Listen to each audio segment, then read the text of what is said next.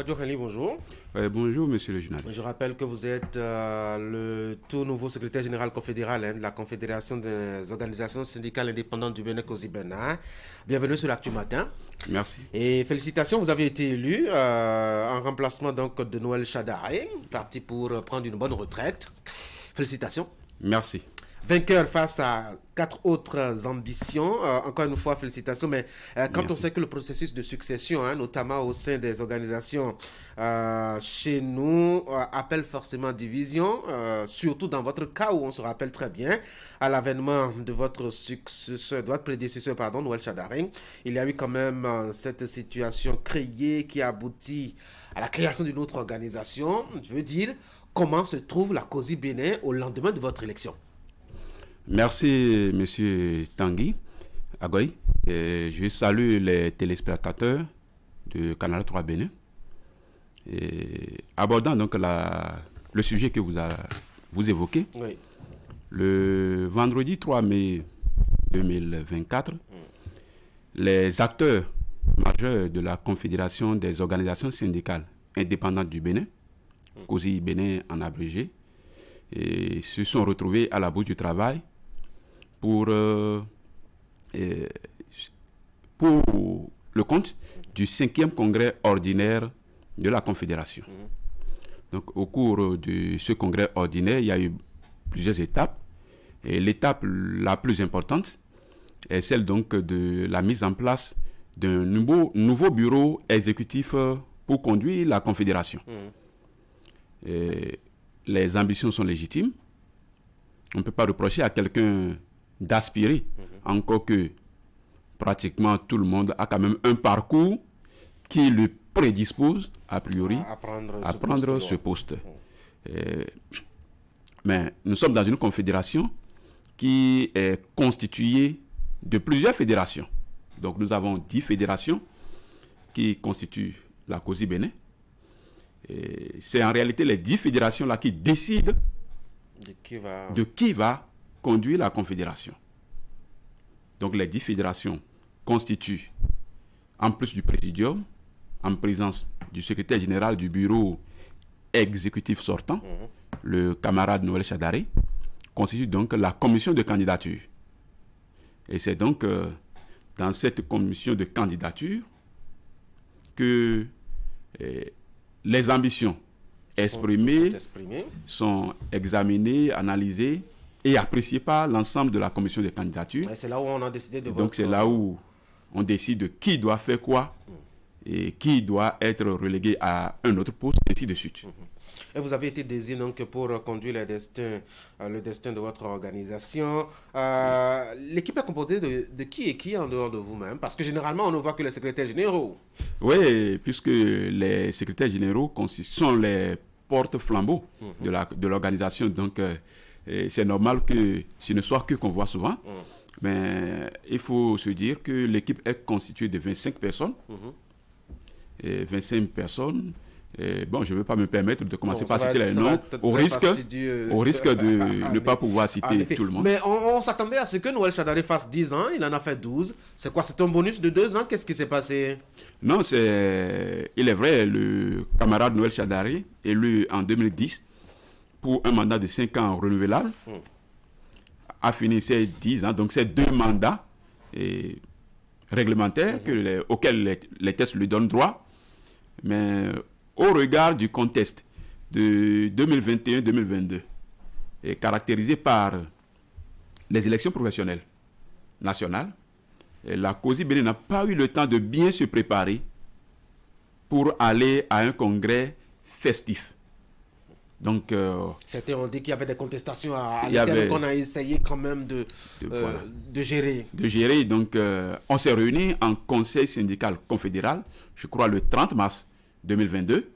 Et au cours de ce conseil syndical confédéral, nous avons décidé, en toute responsabilité, de fixer la date du congrès pour le 18 avril 2024.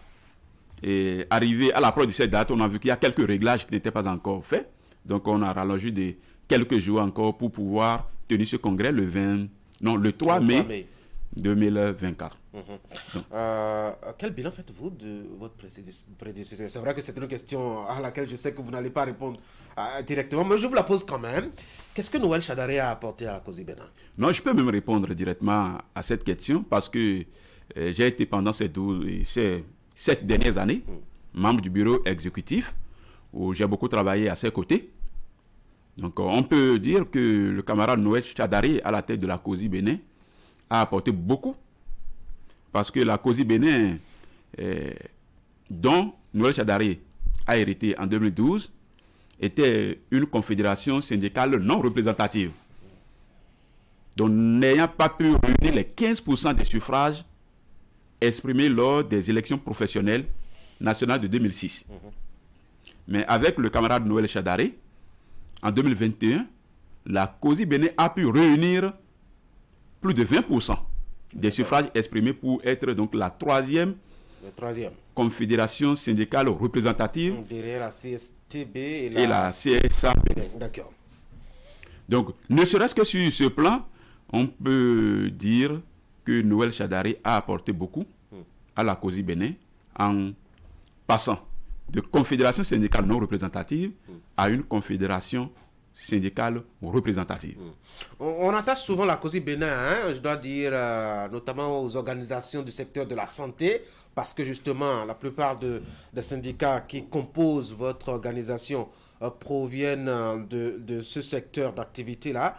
Pourtant, c'est quand même curieux que les 2 derniers secrétaires généraux proviennent du monde enseignant. Qu'est-ce qui se passe?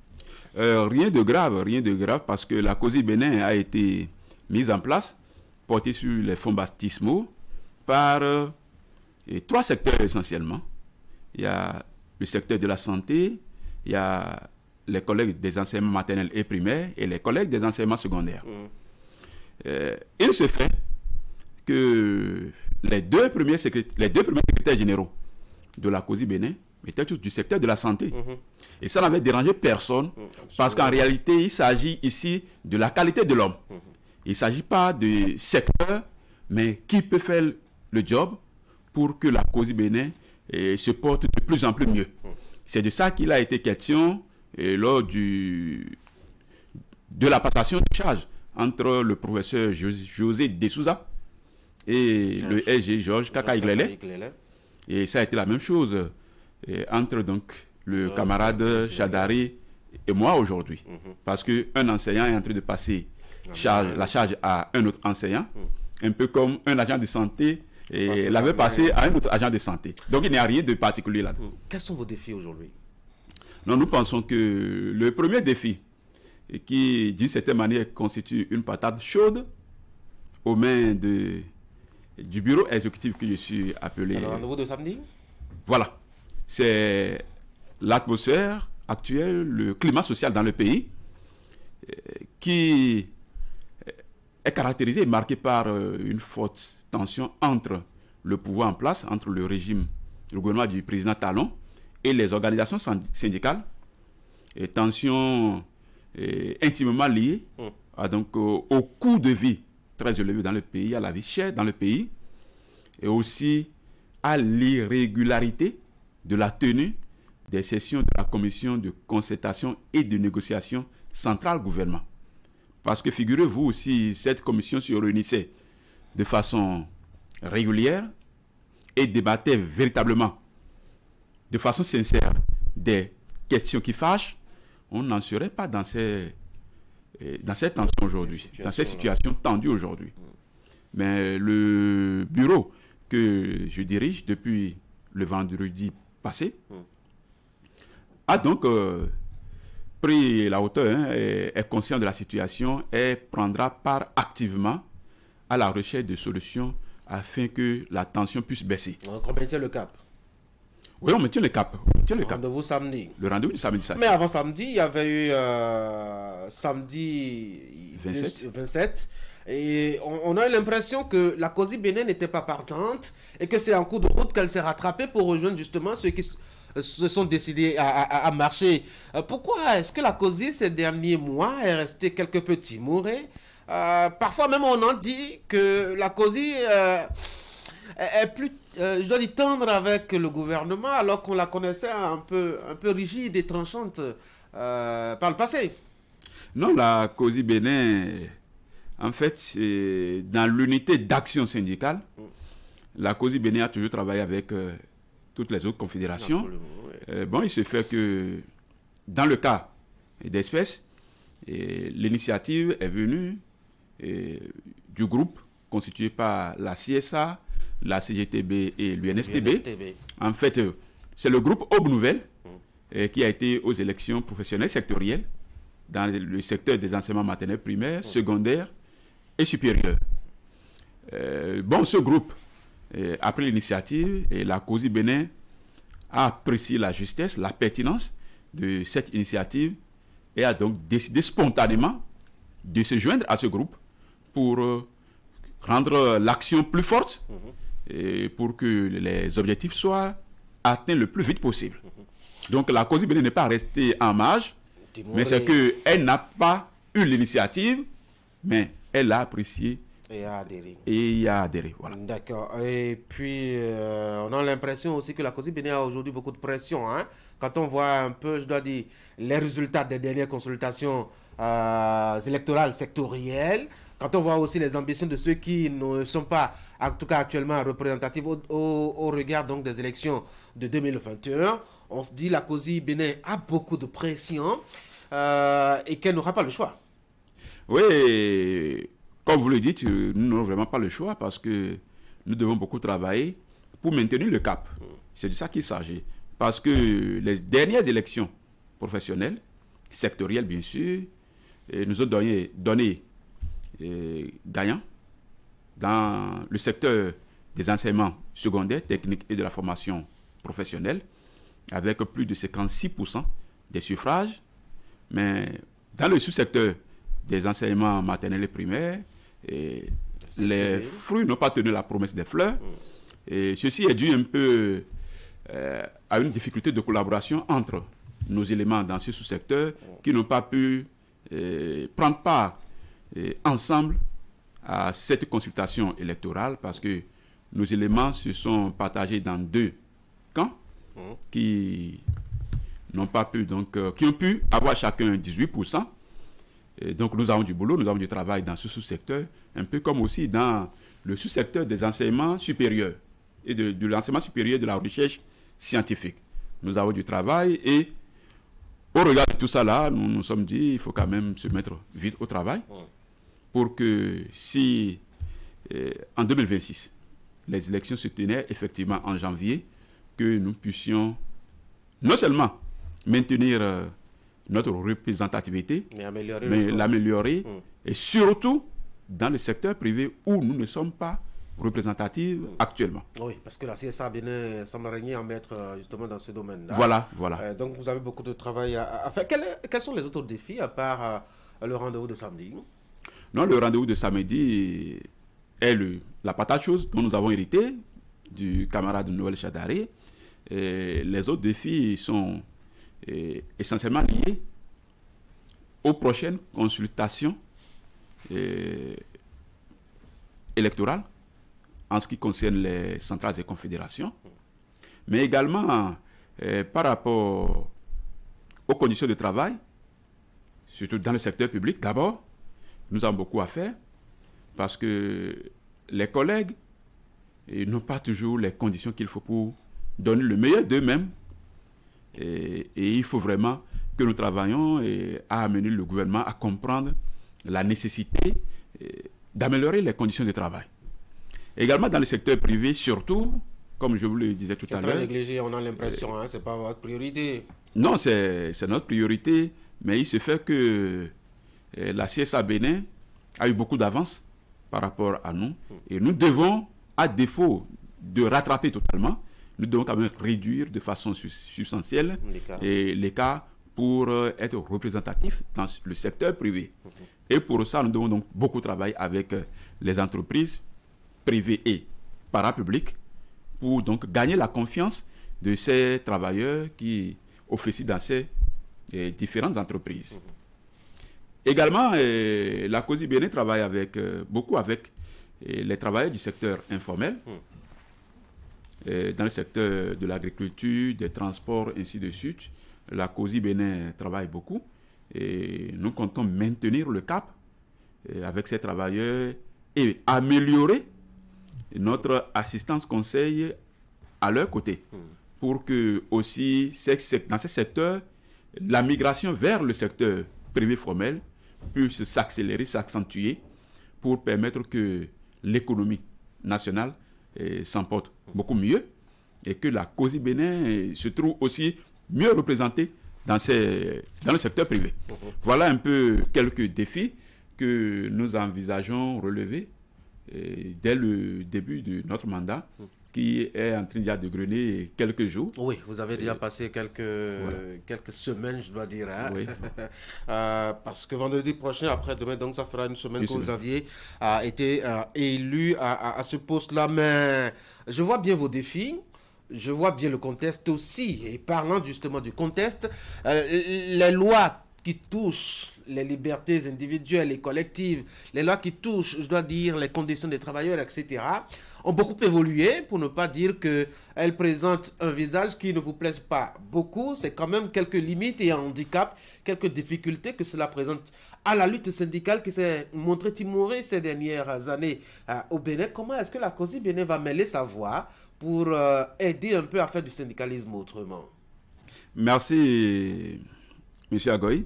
Je pense qu'à l'avènement du président Talon, beaucoup de lois ont connu des relectures qui, d'une certaine manière, ne nous ont pas fait avancer, mais ça nous a fait regresser parce que ça ne se comprend pas que dans un pays on puisse dire que si les travailleurs ne sont pas d'accord, ne sont pas contents, sont maltraités, c'est qu'ils auront plus 10 jours par an pour manifester leur mécontentement. Parce que vous en aviez abusé par le passé. Pour un oui, pour un non, on mettait du rouge, on descendait à la bourse du travail, on paralysait le pays sur des semaines. Pas justement parce que il faut traiter en réalité les causes et non les symptômes. Et tant que les causes demeurent, même si les symptômes ne se manifestent plus comme ils en avaient l'habitude, mais ça va toujours se manifester. Lorsque les conditions de travail, les conditions de vie ne sont pas améliorées, et souffrons que les travailleurs puissent manifester leur mécontentement. Moi, je suis enseignant. Vous savez, un enseignant qui n'a pas une bonne condition de travail, on peut l'empêcher de faire la grève. Mais on ne peut pas l'empêcher de ne pas pouvoir bien transmettre ce qu'il doit transmettre. C'est de la mauvaise foi. Ce n'est pas de la mauvaise foi. Une fois que vous êtes dans la salle et que vous en aviez les capacités, vous avez été recruté en tant que tel, vous êtes bien obligé de donner de la qualité, sinon c'est de la mauvaise foi. Non, comme le dit un doyen, un enseignant n'enseigne pas que ce qu'il connaît. Il enseigne aussi et surtout ce qu'il est. Un enseignant qui a la tête remplie de soucis, il n'est pas du tout épanoui. Qui tire le diable par la queue. On ne peut pas s'attendre à ce qu'il amène un enfant à s'épanouir. Il peut donner le meilleur de lui-même, mais ça va rester. Ce ne serait pas suffisant. Alors, qu'est-ce que vous allez faire, votre nouvelle équipe, face à ces lois? Non, face à ces différentes lois scélérates, nous nous associerons aux autres confédérations pour poursuivre le combat. Parce que ce n'est que dans un élan unitaire qu'on pourra parvenir à faire fléchir le régime sur ces différentes lois. Parce qu'il s'agit des lois, regardez, par exemple, on vous dit certaines dispositions du code pénal estiment qu'on ne peut pas se regrouper sans autorisation, qu'il s'agit donc d'attroupement non armé et c'est passible donc de peine d'emprisonnement. C'est pas normal. Nous sommes dans un état où il faut permettre quand même aux gens de dire à ceci, nous ne sommes pas d'accord, nous manifestons notre mécontentement. Et ceci aussi, c'est dans un régime déclaratif que nous sommes, des manifestations. Sauf si on me dit que l'État béninois n'a pas ratifié les conventions de l'OIT et autres, où on déclare qu'on veut faire une manifestation, l'autorité détentrice du pouvoir public ne se prononce même pas, alors qu'elle a l'obligation de dire, oui, vous voulez faire manifestation vous ne pouvez pas la faire tel jour pour telle raison, ou je vous change l'itinéraire pour telle raison. Mais si l'autorité qui exerce la puissance publique doit être amenée à ne pas accéder à la déclaration de manifestation publique, c'est que il doit avoir d'avis motivé. Mais on se retrouve dans un contexte où le 27 avril, on a saisi le préfet, le maire, on a écrit à toutes les institutions possibles, mais aucune d'elles ne nous a répondu. Et, qui ne dit rien, consent, dit-on. Et on s'est retrouvé à la manifestation avec donc les forces de l'ordre et de sécurité qui avaient tout militarisé presque. Et puis c'était devenu une ambiance tendue qui a conduit à l'arrestation d'un certain nombre parmi nous, dont moi-même, où on a passé la journée dans les locaux de la police judiciaire. En tout cas. Dans les locaux de la police judiciaire, ce n'est pas bien et ça ne donne pas une bonne image de notre démocratie sur le plan international. En tout cas, on va vous voir à l'œuvre. Vous avez 5 ans devant vous. Oui, on espère bien que la COSI Bénin va pouvoir apporter, en tout cas, sa pierre à la construction d'un État, je dois dire, développé d'ici 5 ans, en tout cas. Une dernière question, hein, c'est une curiosité. Comment faites-vous pour toujours être à la COSI Bénin depuis Noël Chadari, le plus jeune des secrétaires généraux, si je ne me trompe pas? Bon, je pense que... C'est un choix exprès? Ce n'est pas un choix exprès. Et je crois que les aînés qui étaient là avant nous, et d'autres qui dirigent les fédérations professionnelles, nous ont fait confiance. Et bon, nous pensons que c'est ça en réalité. On verra bien. Et puis bon, peut-être au regard de notre parcours syndical aux côtés